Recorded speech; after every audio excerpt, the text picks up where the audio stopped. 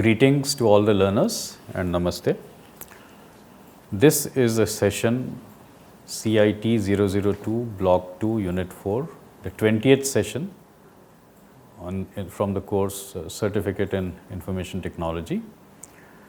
And the topic of this session is ICT in medicines. This is the second part of this series. The first one was session 19. To recap, what do we mean by ICT here?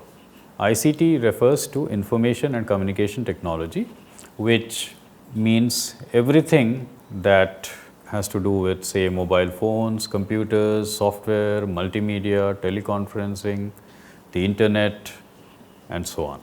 ICT has revolutionized many areas of our life. We experience that virtually every day. But in this session, we are going to look at specifically the changes and the transformation that ICT has brought about in the medical field. Some of those pertain directly to us as patients or as laymen, and in some of those are felt by professional providers of medical facilities. So, let's take a brief look at some of those areas. We have already seen some in the earlier session. Let us now look at some more areas where ICT has transformed medicine.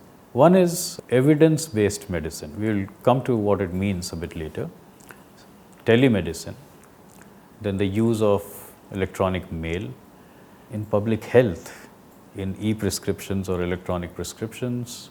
The whole health insurance industry has changed because of ICT, and the spawning and formation of many different online support groups to help people with medical problems has come up. These were not things possible earlier before the advent of computers and IT.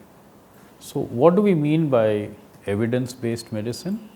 See, when we go to a doctor, the doctor gives us, he examines us, and he comes to some conclusions based on his medical knowledge that he has gained over the years and through his practice.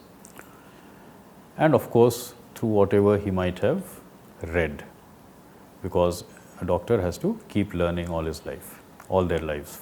Evidence-based medicine is using the available medical literature for taking patient care decisions. So, it's a system of practicing medicine where you rely not just on your own knowledge and your own practice, but also on all the available body of literature to take decisions. So, you are able to use the latest findings and discoveries instead of limiting yourself to what the doctor knows.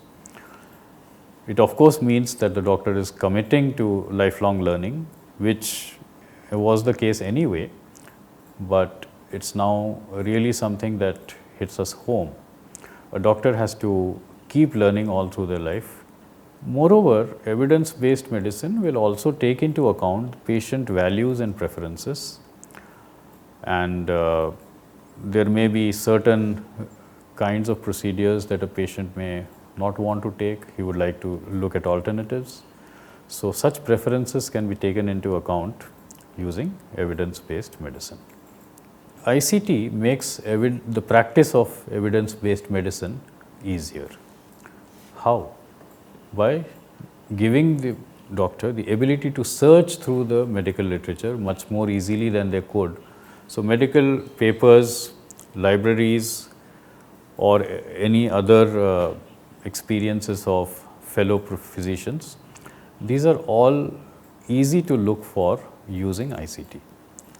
Earlier, a doctor could only perform a limited search based on books or journals that he had access to.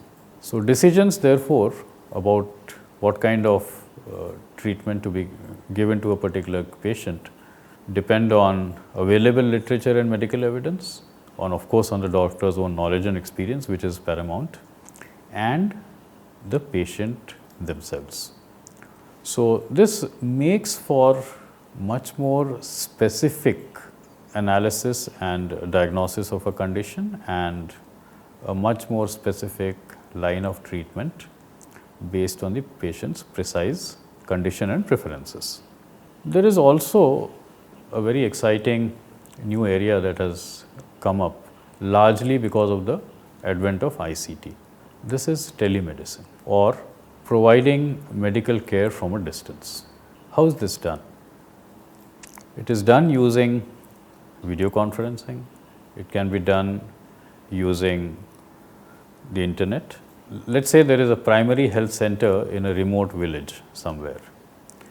This is staffed by paramedical staff, paramedical people, but there might not be a qualified doctor or not to speak of a specialist here. So a patient comes in with some condition and let's say there is a patient suspects a fracture, then an X-ray is taken, but there is no one available who can diagnose what needs to be done, what has happened and what needs to be done. So these images can be presented to an orthopedic surgeon who may be located in some nearby city. That doctor can then look at the image and guide the paramedical staff on the action to be taken, and if required he can recommend that the patient be brought to him. So the reach of specialists is greatly enhanced by telemedicine because it's no longer limited to their clinic or to their geographical location. In these stressful times, mental health is becoming a matter of concern. While there is a stigma attached in our country and in many other countries to seeking advice for mental health issues, this is breaking down slowly and people are becoming more and more open to seeking help for mental problems, stress and being depressed. These are very common conditions, unfortunately, which are growing in number and severity. Psychiatric counseling lends itself very well to remote delivery.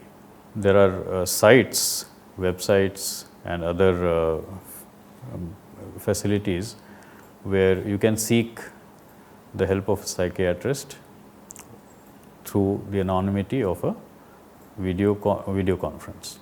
Pathological analysis, certain kinds of tests can be performed remotely by an expert pathologist as long as there is a trained paramedical staff available who can prepare the sample for analysis. So, for example, if there is some blood test to be done, then the paramedics can prepare the slide and a pathologist can observe that from a remote location. Monitoring of patient condition can also be done from a distance because the readings of the various instruments can be transmitted to a nurse or to other medical staff who are located far away. One of the best things about telemedicine is that it reduces cost and it makes available scarce specialists to serve a larger area. The difficulty with telemedicine is, of course, where face-to-face physical examination is needed, and also regulatory and legal issues. So, unless there is a robust regulatory legal framework, telemedicine can become difficult or even illegal. But many developed countries, the US for example, encourages telemedicine.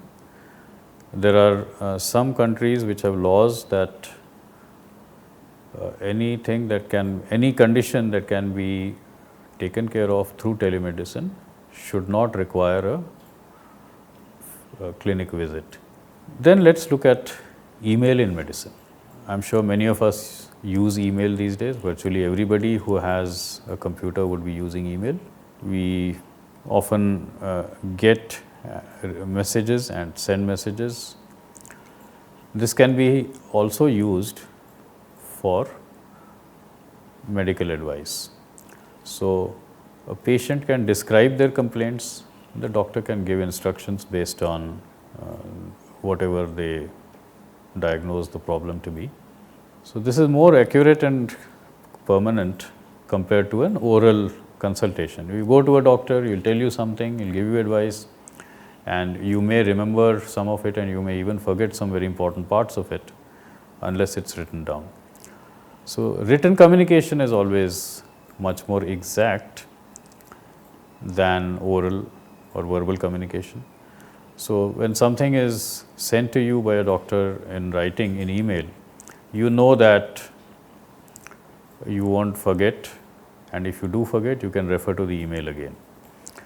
Also, it becomes easier to have more frequent interaction because every consultation may not require a visit to the clinic. You can get information on the test results, you can get information on patient care, like what kind of medication is to be given, when it is to be given, how it is to be given, what should be your diet, and many other such things can be provided by the doctor over mail. And you can also be given educational material, general information about your condition, so that you are better informed and better prepared for whatever difficulties or problems you might face because of your condition. Public health is an area where ICT has had a very, very major, very big effect. It's now, because of the internet and the various platforms available, particularly social media platforms,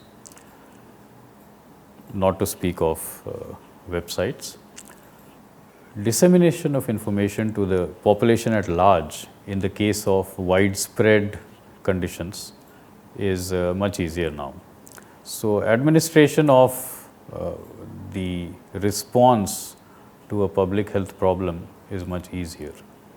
If you have a fear that a particular disease like dengue is going to become prevalent in your area, the government can spread knowledge, information, and various kinds of data about what to expect, what to do, how to prevent it, and so on. Earlier, dissemination of information was not so easy. And as a disease strikes a community, then storage and retrieval of records of how the disease is progressing, how it is affecting people, whom it is affecting more, whom it is not affecting so much, and so on, can be, this kind of data can be gathered, processed, and used by the government, public health officials, to they can use then software to decide on or to predict the progress of the epidemic, and that can also help in deciding on what kind of preventive measures are to be followed. For example, in the pandemic that the world faced, the COVID-19 was affecting a lot of people. Computer models helped decide that social distancing, keeping far apart or keeping a certain distance from others would help in reducing the spread of the virus. This kind of modeling, this kind of software, this kind of data gathering abilities were not there before ICT became available. In epidemics 50 or 100 years ago, we did not have these kind of facilities. Then when treatment is started, you get to know using ICT and computer software, which are the people more at risk? Which is the segment of the population that is more at risk? Which is the segment of the population that is more liable to or more at risk in succumbing to this disease? Where will it have more serious effects? It is now also possible to find out the different variants of the bacteria or virus that is spreading, and you know the source from where the infection comes. You can try to locate the source from a study of the variant of the pathogen that is infecting people. Naturally, a collaboration between doctors and professionals in different parts of the world becomes far easier with the availability of ICT. These technologies help people talk, discuss, exchange information much more easily. Electronic prescriptions are another small but transformative advance. Earlier, the only way of getting a prescription was a prescription that was handwritten by the doctor, and it had, as we all know, certain problems. Sometimes it was difficult to read or decipher what the doctor had written. Sometimes even trained pharmacologists or chemists would confuse medicines because of handwriting, and they had to sometimes actually talk to the doctor to find out what they had actually prescribed. But with electronic prescriptions, this problem is solved because the doctor enters the prescription into the software instead of writing it down. As soon as it is put in the software, it becomes available to your pharmacy, to your chosen pharmacy. And in developed countries, privacy and security concerns are taken care of by making sure that such kind of transmission of information happens only over a secure computer network. So you can go to your pharmacy and simply purchase your drug because they already have the exact prescription available with them. If required, you can print the prescription and it would come with a barcode which any pharmacy could use to retrieve that prescription from the repository. So this also saves us the problem of lost prescriptions or forgetting to carry your old prescription the next time you go for a visit. This is something that certainly happens to me when I go to a doctor. I often forget to bring my old prescription, and that constrains the doctor because he cannot see what was my past record or what medication was given in the past. With electronic prescriptions, the doctor will have a full record of all the prescriptions that he has issued to you. One area where a big difference is being made by ICT in the field of health insurance. Why is health insurance so important these days? It's because of the growing cost of health care. Many medical procedures and treatments are so expensive that not only the poor but even middle class people would find it very hard to afford the cost. So most of us go for health insurance. So the issuing of policies and payments, renewals, these are often now done online by these health insurance providers. The coverage can be cashless or as well as based on reimbursement. So for example, in the US these days, many claims are filed online and settled online. Supporting documents, instead of giving paper copies of each of them, they can be transmitted electronically to the insurance company, and the supporting documents such as test reports, prescriptions and so on can be electronically delivered. So this makes it easier for the company to decide on whether to pay up a claim or not, and this reduces the various possibilities of lost papers, misplaced files and so on. not to speak of the speed with which these things can be done. Cashless claims is another area that has now become possible because of ICT. So, in a cashless claim, the insurer simply has to go to the hospital, to one of the hospitals that provide cashless service for that insurance provider, and then when you go there and after you are treated, you don't have to pay and then get reimbursed by the insurance company. You can simply walk off because the rest of the process will be taken care of by the hospital in conjunction with the insurer. So, this makes the whole process much more easy for the patient. These days, many online support groups have sprung up over the net. What are these? These are groups of or a small community of people, families, individuals who are suffering medical problems or who have been through a difficult medical situation and have come out of it either with a favorable or with an unfavorable outcome. So, people who have and are facing medical problems, either themselves or their dear ones, they undergo a lot of stress. They need a lot of advice, they need a lot of support, emotional support as well as practical, what do I do now kind of support. This is best provided by other people, ordinary people who have gone through similar problems. So, it can be people who have suffered, say, because a loved one had cancer and maybe the loved one got cured or maybe they did not survive.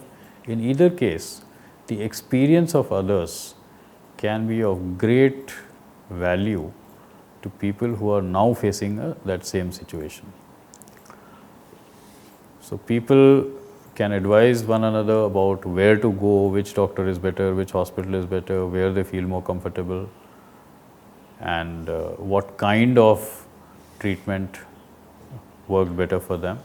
Not only the treatment itself, when a person is faced with a medical emergency or with a medical problem, which is not going to go away tomorrow.